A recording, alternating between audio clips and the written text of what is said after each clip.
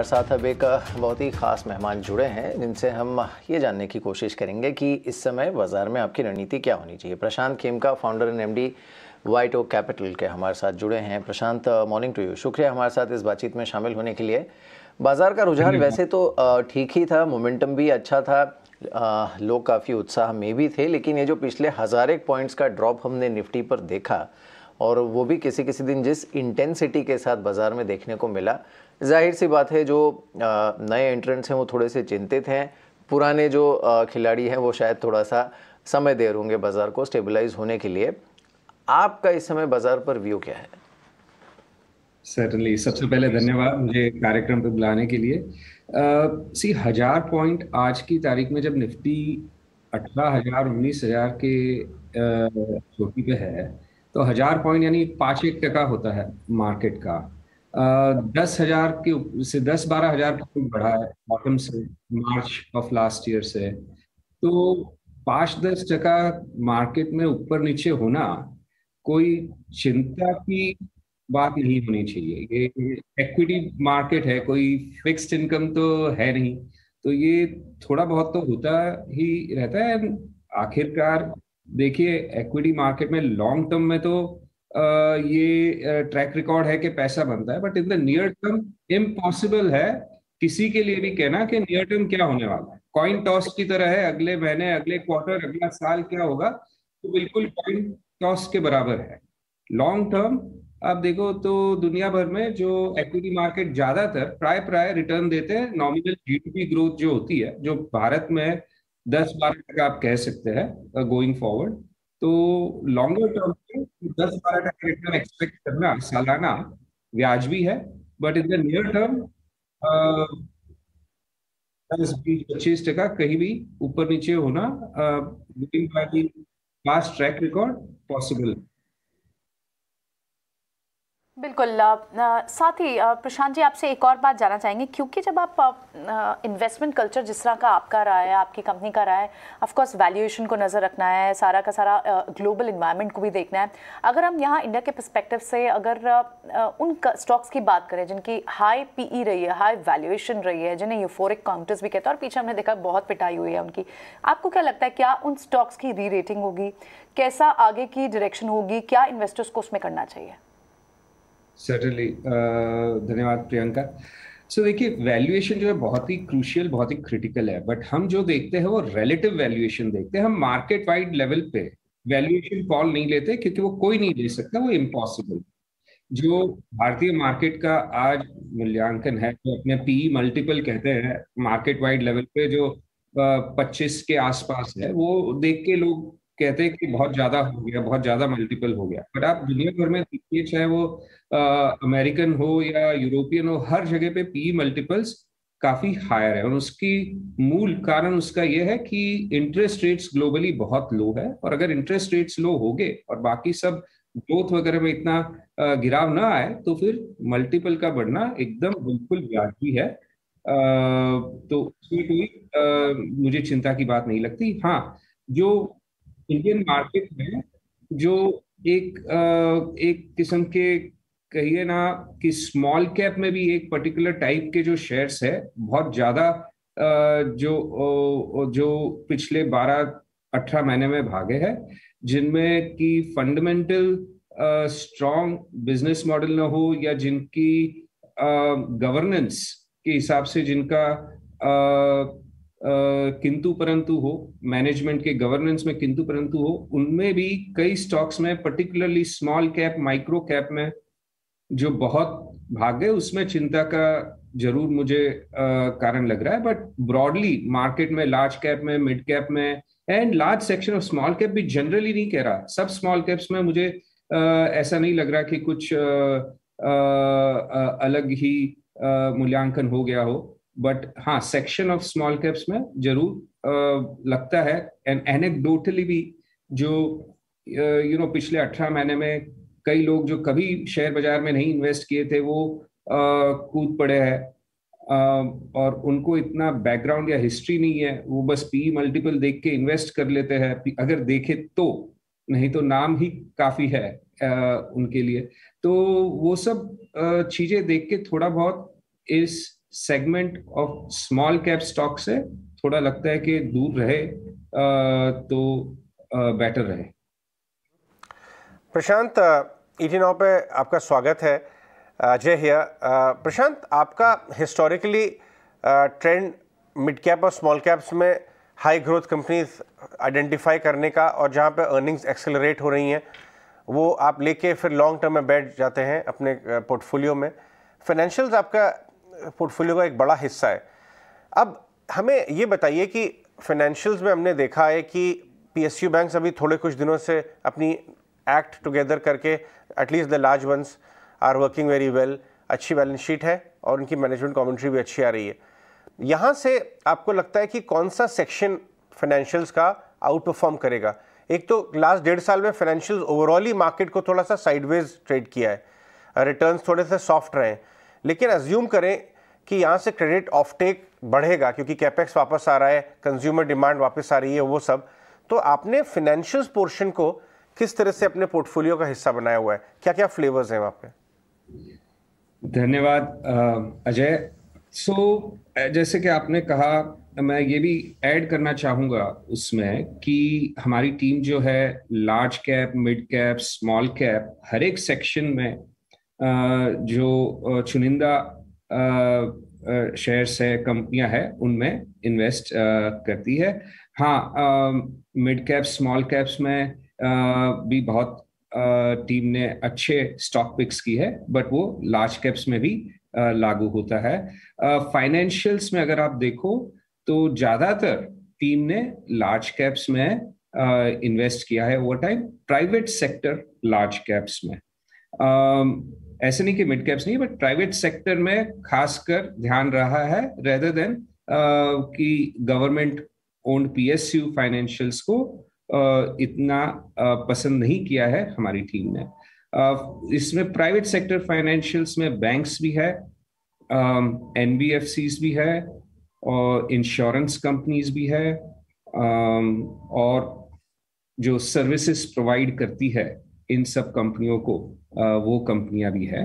तो across board financials में I would say कि गवर्नमेंट फाइनेंशियल्स छोड़ के प्राइवेट फाइनेंशियल में बहुत ही बढ़िया चुनिंदा शेयर्स टीम ने इन्वेस्ट किया है, वो जारी है। इसमें ध्यान ये रहता है टीम का हमेशा कि जो एसेट क्वालिटी हो, एक तो बैंकों में, अगर बैंकों की बात करें अपने, तो लायबिलिटी फ्रेंचाइज और asset franchise. Liability franchise strong होनी चाहिए। अगर लायबिलिटी फ्रेंचाइज स्ट्रांग है तो कॉस्ट ऑफ फंडिंग जो वो लो रहती है। कॉस्ट ऑफ फंडिंग लो रहती है तो बैंक को ये एक फ्रीडम होता है कि वो पिक एंड चूज करे कि किस रिस्क कैटेगरी में उनको लेंड करना है, कहाँ उनकी स्ट्रेंथ बनानी है। और अगर कॉस्ट ऑफ फंडिंग लो है तो वो एक मध्यम दर की इंटरेस्ट रेट भी चार्ज करे हाई क्वालिटी बोरोवर से, तो भी उनका जो स्प्रेड है, मार्जिन है, काफी स्ट्रांग बन सकता है। तो एसेट क्वालिटी भी उससे नियंत्रण में रहेगी और मजबूत रहेगी।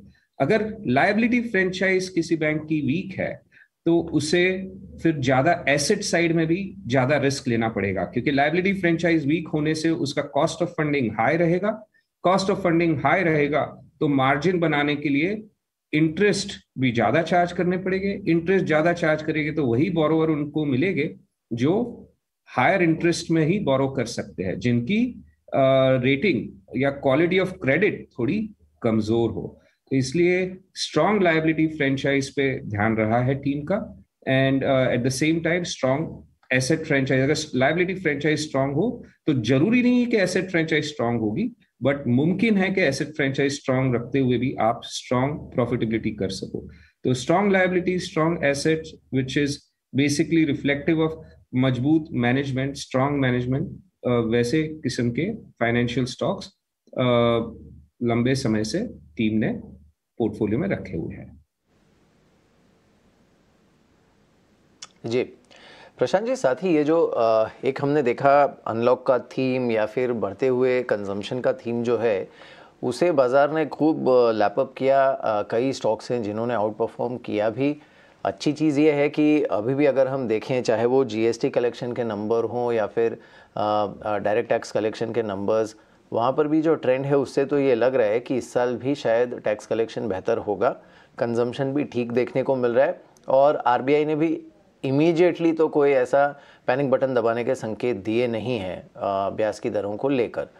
तो अब ये जो कंजम्पशन थीम के स्टॉक्स हैं या फिर बढ़ते हुए इकोनॉमिक रिवाइवल के थीम के जो स्टॉक्स हैं, उसमें आपने क्या कुछ ऐड किया है? अभी भी ये इंटैक्ट लग रही है स्टोरी आपको? टेलविंड जारी रहेगा यहाँ पर?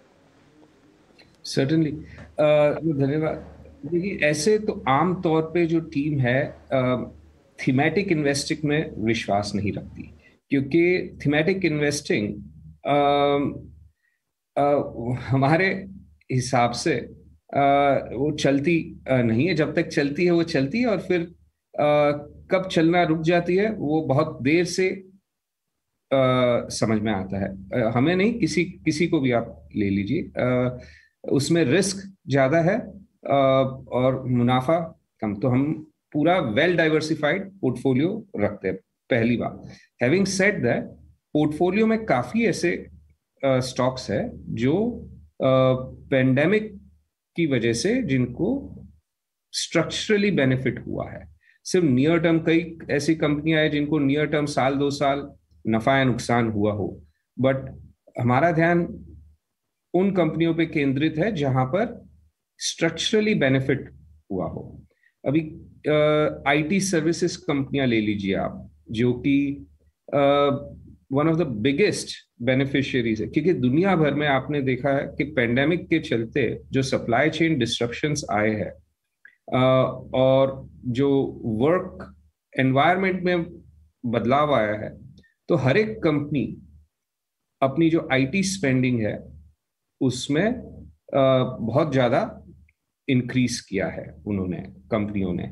एंड अपनी आईटी सर्विसेज कंपनीज जो है वो उन्हें मदद कर रही है ये एक्सेलरेटेड आईटी स्पेंडिंग में। जो 10 साल में जो अडॉप्शन होना था टेक्नोलॉजी का, न्यू टेक्नोलॉजी का, वो 3 से 5 साल में अगले अडॉप्शन होने की धारणा है। तो आईटी सर्विसेज कंपनियों ने का बिजनेस आपने भी सुना ही होगा, सब दर्शकों ने, बहुत ज्यादा एक्सेलरेट हुआ है। वैसे आपने कंज्यूमर की बात की, तो कई कंज्यूमर कंपनियों को स्ट्रक्चरली मार्केट शेयर गेन का बेनिफिट हुआ है, क्योंकि लोकल सप्लाई चेन भी काफी डिस्टर्ब हुई है, जिससे जो जिन्हें mom and pop small businesses, unorganised sector कहते हैं, वो कई सेक्टरों में उनको कई बहुत दिक्कतें आई पिछले 18 महीनों में।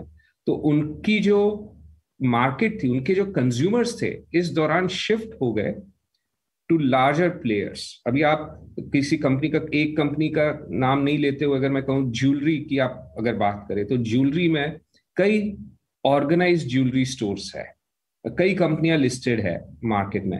वो जो कंपटीशन में उनके सामने हजारों भी क्या, करीबन 10 या 1000 स्मॉल जो गहनों की दुकान है वो compete करती है। पेंडेमिक के चलते जो ये बड़ी कंपनियां थी, इन्होंने अपने आप को अडेप्ट कर लिया, इन्होंने ऑमनी चैनल प्रेजेंस कर लिया। रिटेल स्टोर में ही नहीं, आप ऑनलाइन भी इनकी जो इन्वेंट्री है वो देख सकते हो, ट्राई कर सकते हो, होम डिलीवरी कर सकते हो, या फिर एक 1000-2000 स्क्वायर फुट के अच्छे माहौल में, एकदम सैनिटाइज्ड हाइजीनिक माहौल में जाके आपके उनके स्टोर में शॉपिंग कर सकते हो। जबकि जो मॉम एंड पॉप स्टोर्स थे, वो जो 100-200 स्क्वायर फीट वाले जो स्टोर्स थे, वहां पे लोगों को जाना काफी टाइम तक उचित नहीं लगा। इसके कारण से उन्होंने ये स्विच कर लिया। अब वो वापस से स्विच बैक शायद न हो, मॉम एंड पॉप स्टोर्स जो स्टैंड अलोन स्टोर्स है, फिर से वो वहां न जाए, एक बार उनको जो ये लार्ज स्टोर फॉर्मेट की आदत लग गई।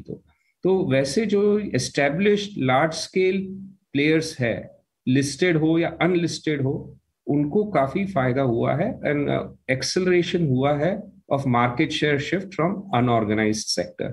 सो ऐसे कई प्रकार की कंपनियां हैं, मैंने एक उदाहरण दिया आपको, ऐसे कई प्रकार की कंपनियां हैं जो पोर्टफोलियो में है और जिनको लॉन्ग टर्म स्ट्रक्चरल बेनिफिट हुआ है। प्रशांत, अगर हम बात करें रियल एस्टेट स्पेस की, वो आपको स्पेस कैसा लगता है? डेटा तो दिखा रहा है कि काफ़ी सॉलिड वॉल्यूम ग्रोथ है। इनफैक्ट ओवर द वीकेंड हमने दीपक पारेख की भी कमेंट्री आती देखी, और जब वो रियल एस्टेट के वेटरन जो इतने साल से साइकिल्स देख रहे हैं, वो ये कह रहे हैं कि रियल एस्टेट का स्पेस एक ऐसे टाइम से गुजर रहा है जो बहुत बहुत सालों में देखने को नहीं मिला और काफ़ी ड्यूरेबल ग्रोथ लग रही है। सो इस लाइट में आपको रियल एस्टेट और हाउसिंग फाइनेंस स्पेस कैसी लगती है, क्या वो आपका पोर्टफोलियो का पार्ट है? बिल्कुल। सो हाउसिंग, पहले दूसरा आंसर का रिप्लाई कर, तो हाउसिंग फाइनेंस तो है पोर्टफोलियो में, बट रियल एस्टेट में कुछ खास नहीं है, बहुत कम एक्सपोजर है, फॉर्चुनेटली अनफॉर्चुनेटली जो भी कहे। बट अगर आप रियल इकोनॉमी में देखें, कंपनियों का जो एक्सपेक्टेड फंडामेंटल्स है वो देखें, तो बिल्कुल रियल एस्टेट में एक दशक के बाद में डिमांड काफी मजबूत हुई है और कंसोलिडेशन भी बहुत हो चुका है। वहां पे जो अगेन अनऑर्गेनाइज सेक्टर या स्मॉल बिल्डर्स जो है वो पिछले दशक में इतनी तकलीफें आई कि वो सब इंडस्ट्री छोड़ चुके हैं। तो जो लार्ज प्लेयर्स थे उनमें मार्केट शेयर ज्यादा कंसोलिडेट हो गया, और ऐसे वातावरण में ब्याज की दरें इतनी कम होने से, जैसे आपने पारिक साहब का आर्टिकल कोट किया, उसमें भी ये बहुत बेहतरीन ढंग से एक्सप्लेन किया हुआ है कि कैसे ये डिमांड एनवायरनमेंट काफी सस्टेनेबल हो सकता है। तो इसमें ये कंपनियों को जरूर फायदा होगा, जो ये कंपनियां आज जो लार्ज स्ट्रॉन्ग प्लेयर्स है, अच्छे एस्टेब्लिश ब्रांड नेम्स है, उनको जरूर फायदा होगा। हालांकि हमें वो सब बिल्ड करके भी जो वैल्यूएशन है आज की तारीख में इन कंपनियों के थोड़े स्ट्रेच लगते हैं, इसलिए टीम ने रियल एस्टेट कंपनियों में खास इन्वेस्ट नहीं किया है, पर हाउसिंग फाइनेंस में जरूर इन्वेस्टमेंट है। जी साथ ही सर ये भी बताइए कि एक तरफ जाहिर सी बात है जो सेकेंडरी मार्केट में रुझान है वो हमने देखा है किस तरह से रहा है तेज़ी का, और जैसे आपने कहा लॉन्ग टर्म में अभी भी अच्छा दिखता है। हमने प्राइमरी मार्केट में भी बहुत एक्शन देखा है। हमने नायका के आईपीओ को कैसा रिस्पांस मिला ये देखा, उससे पहले जोमेटो में देखा था, और कई आईपीओज़ में हमने काफ़ी अच्छा रुझान देखा, और आगे अभी काफ़ी सॉलिड आईपीओ पाइपलाइन है भी। अब जाहिर सी बात है इसमें थोड़ी मैच्योरिटी चाहिए, valuation, long term, short term काफ़ी कुछ सोचना पड़ता है। आपका एक जेनरिक व्यू क्या है इस समय प्राइमरी मार्केट्स पर और जो ब्लॉकबस्टर आईपीओ आगे आ रहे हैं उन पर? देखिए, अव्वल तो मैं ये कहूंगा कि प्राइमरी मार्केट पे इन जनरल टीम का व्यू हमेशा ओपन माइंडेड रहता है, और हमारी टीम उनमें से जो हर एक प्राइमरी इश्यू को बराबर से परखती है और एनालाइज करती है और एक डिसीजन लेती है, एक्टिव डिसीजन लेती है, करना है कि नहीं करना है। ऐसे नहीं है कि प्राइमरी मार्केट में कई जनों का ऐसा होता है कि जो इन्वॉल्व ही नहीं होते, वैसा नहीं है। हम लोग काफी डीपली इन्वॉल्व रहती है हमारी टीम हर वक्त पे प्राइमरी मार्केट में, चाहे तेजी हो या मंदी हो, अव्वल वो। दूसरा, जो आपने ब्लॉकबस्टर आईपीओस की बात करी या न्यू एज टेक्नोलॉजी आईपीओस की बात करी, इन जनरल चाहे ब्लॉकबस्टर हो या नहीं हो, उसमें भी सेम हमारा व्यू है कि हम टॉप डाउन व्यू नहीं लेते कि ये सब ओवर वैल्यूड है, लॉस मेकिंग है तो नहीं इन्वेस्ट करेंगे, ऐसा नहीं है। हर एक कंपनी को उसके खुद के उस कंपनी स्पेसिफिक इश्यूज पे एनालाइज किया जाता है। मैंने 96 से लेके और 95 से लेके 2006 तक यूएस में था, उसमें 98 से मैं वहाँ के फंड मैनेजमेंट इंडस्ट्री में ही था। तो .com बबल के दौरान ये सब देखा है कि जब वहाँ पे लॉस मेकिंग कंपनियां आ रही थी, तभी भी एक सेक्शन, एकदम वातावरण ऐसा ही था, एक सेक्शन था मीडिया का, एक सेक्शन था एनालिस्ट और फंड मैनेजरों का, जो कहते थे ये सब कंपनियों में हाथ लगाना नहीं चाहिए, ये सब लॉस मेकिंग कंपनियां है, ओवर वैल्यूड है, स्ट्रेस्ड है, कोई बिजनेस नहीं है, लॉस कर रही है। जबकि दूसरी सेक्शन थी जो बराबर हर एक को एनालाइज करती थी और केस बाय केस डिसीजन लेती थी। हम उस सेकंड सेक्शन में कहूंगा। और आपने ये एक्सपीरियंस के साथ देखा है कि जब अमेजॉन और ये सब कंपनियां लॉस मेकिंग कंपनियां थी कई सालों तक, और आज वो सबसे चुनिंदा कंपनियों में ग्लोबली, और बाकी ऐसी जो फैंग कंपनियां कहते हैं, उनमें से majority of the FANG companies जब आईपीओ थी तभी लॉस मेकिंग थी। नेस्डेक की majority of the companies in tech segment loss making होती आईपीओ के टाइम पे, पर उन्हें तो अपने ब्रश ऑफ नहीं करते। इनफैक्ट आज भारत भर में कितने इन्वेस्टर्स से मिलता हूँ, उनको फैंग के प्रति या नैस्डैक में इन्वेस्टमेंट करने के प्रति बहुत ही रुचि है। तो इंडिया में भी ये लॉन्ग अवेटेड था और ये एक पॉजिटिव डेवलपमेंट है कि मार्केट लॉस मेकिंग कंपनीज को भी एक्सेप्ट कर रही है। बिकॉज लॉस मेकिंग टुडे, आज की तारीख में कोई कंपनी लॉस कर रही है तो उसका ये नहीं होता है, निष्कर्ष निकलता है कि वो उसकी कोई कीमत नहीं है, उसकी कोई वैल्यू नहीं है। अगर आगे चल के वो कंपनी मुनाफा करेगी, कैश फ्लो जनरेट करेगी, तो उसका आज भी वैल्यू बनता है। और यूएस जैसे विकसित मार्केट में ये बात कई दशकों से वेल एक्सेप्टेड है, और इंडिया में भी अभी अबाउट टाइम कि इंडियन मार्केट इतने मैच्योर हो जाए कि ये बात समझ में आने लग गई है इन्वेस्टर को, और इसीलिए इन कंपनियों को अच्छा सक्सेस मिल रहा है। इससे बहुत बड़ा फायदा ये होगा कि कई कंपनियां जिनके बिजनेस मॉडल अच्छे हैं बट अर्ली ईयर्स में नुकसान करते हैं, उनको मार्केट में पैसा उठाने का मौका मिलेगा। ऑब्वियसली अच्छी कंपनियों को ज्यादा उठाने का मौका मिलेगा।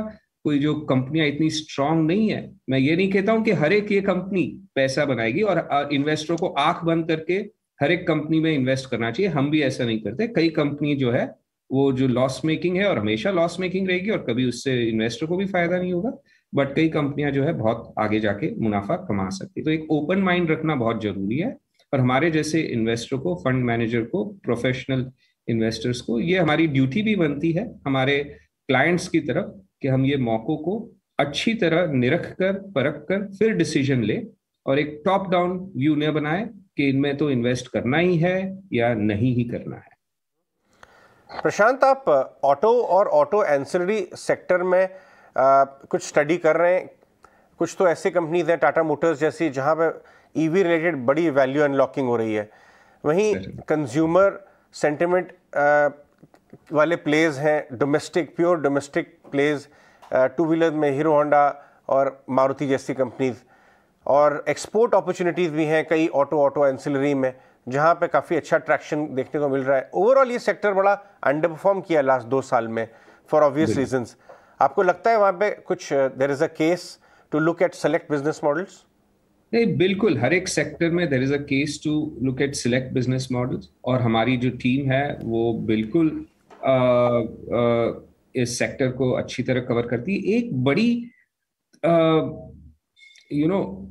ये क्वेश्चन मार्क जो है, बड़ा प्रश्न चिन्ह जो रहता है ज्यादातर कंपनीज पे, कि वो फ्यूचर वर्ल्ड में जब इलेक्ट्रिक व्हीकल का जब प्रचलन बहुत ज्यादा हो जाएगा, जब 20%, 40%, 60% इलेक्ट्रिक व्हीकल हो जाएगी, तब ये इंटरनल कंबशन इंजन बेस्ड, आज जो 99+% इंटरनल कंबशन इंजन बेस्ड गाड़ियां हैं, तो जो कंपनियां internal combustion engine related business में है, जिनका शायद कोई उपयोग ना हो इलेक्ट्रिक व्हीकल्स में, वो कैसे अपने आप को इवॉल्व कर पाएगी और क्या वो कर पाएगी और कौन सी कंपनियां कर पाएगी। अभी कई कंपनियां हैं जिनका तो उपयोग जैसा इंटरनल कंबशन इंजन है वैसा ही इलेक्ट्रिक व्हीकल में रहेगा, जैसे कि समझो हेडलाइट से आपको दोनों में लगेगी, टायर से दोनों में लगेगी, बट कोई भी इंजन रिलेटेड पार्ट्स जो है उनका कैसे, क्या स्कोप रहेगा आगे चल के इलेक्ट्रिक व्हीकल्स में, वो एक बड़ा प्रश्न चिन्ह है। और उसके चलते एक लार्ज नंबर ऑफ कंपनीज जो है ऑटो एंसिलरी सेक्टर में, टीम को आज की तारीख में वहां पे रिस्क ज्यादा लगता है, तो उन्हें मॉनिटर कर रहे हैं कि वो इवॉल्व कर पाएंगे या नहीं कर पाएंगे। बट आज ये कहना सही रहेगा कि टीम का जो ओवरऑल एक्सपोजर है ऑटो सेक्टर में, वो इन प्रश्न चिन्हों की वजह से काफी लिमिटेड है, कम है इन ऑटो सेक्टर। क्योंकि कई बार क्या होता है कि देखिए, आप पैसा बना ना पाओ कोई डेवलपमेंट से। ये इलेक्ट्रिक व्हीकल बहुत बड़ा डेवलपमेंट है वर्ल्ड के लिए, एक मेजर शिफ्ट है। अब हो सकता है कि अभी फिलहाल के लिए उस शिफ्ट से पैसा बनाने के लिए इंडियन मार्केट में इतनी सही अपॉर्चुनिटीज नहीं हुई है, वो फ्यूचर में आएगी। तो जब तक वो अपॉर्चुनिटीज न हो तब तक आपको पैसा बचाना ही पैसा बनाने के बराबर सोचना चाहिए। जैसे कि आप .com और ये न्यू एज बिजनेसेस, आजकल इन्हें .com नहीं कहते, न्यू एज टेक कंपनीज कहते हैं। 20 साल पहले यही .coms थी। तो 20 साल पहले .coms में इंडिया में उंगलियों पे गिन सको इतनी कंपनियां भी नहीं थी, राइट। और कई कंपनियां जो फ्लाई बाय नाइट जिन्हें कहते हैं वो आई और गई। तो उस वक्त ये मुनासिब था इन्वेस्टरों के लिए कि अपना पैसा तोड़े नहीं ऐसी कंपनियों में जिनका कोई स्ट्रक्चरल बिजनेस मॉडल हो या जिनको रिस्क हो फ्रॉम न्यू एज या .com कंपनी। सो वो सही काम था। और आज we have reached at a time जहां पे ये कंपनियों, इस सेक्टर की कंपनियों से बहुत पैसा बन भी सकता है। ये बहुत कंपनियां आ रही है। वैसे ही इलेक्ट्रिक व्हीकल में भी आज हमें इतनी कंपनियां नहीं लग रही जहां पे हमें कॉन्फिडेंस के साथ हम कह सके कि they will be the winners. तो आज जो है हमें at least we should not get trapped with losers, वो हमारा ध्यान ज्यादा है। बिल्कुल। साथ ही इस तरह के बाज़ार में कई बार हमने देखा है कि जब बाज़ार एक अच्छी खासी तेज़ी दिखा देता है, और आपने कहा भी जैसे कि 5, 7, 8, 10% करेक्शन लाजमी है, कभी कभी हो भी जाता है बाज़ार में। एट द सेम टाइम कुछ एक सेक्टर्स जैसे फार्मा के जो कुछ बड़े स्टॉक्स हैं या फिर हेल्थ केयर सर्विसेज के कुछ बड़े स्टॉक्स हैं, उसमें हमने देखा कि पैंडेमिक की शुरुआत के बाद एक वेव आया था और उसके बाद वो थोड़ा फिर से साइडवेज हो गए या फिर थोड़ा सा अंडर परफॉर्म किया। इस समय आपके रेडार पर फार्मा में, हेल्थ केयर में कोई अच्छी अपॉर्चुनिटीज़ है? टीम को क्या लग रहा है यहाँ पर? आपने बहुत ही सही उदाहरण दिया। आप देखिए, जब पेंडेमिक के, अगर आप याद करिए 1.5 साल पहले की बात, तो सभी लोग फार्मा और health care as a big theme की बात कर रहे थे। क्योंकि फार्मा हेल्थ केयर ने कई सालों से परफॉर्म नहीं किया था तब तक, और तभी परफॉर्मेंस स्ट्रांग शुरू हुआ था।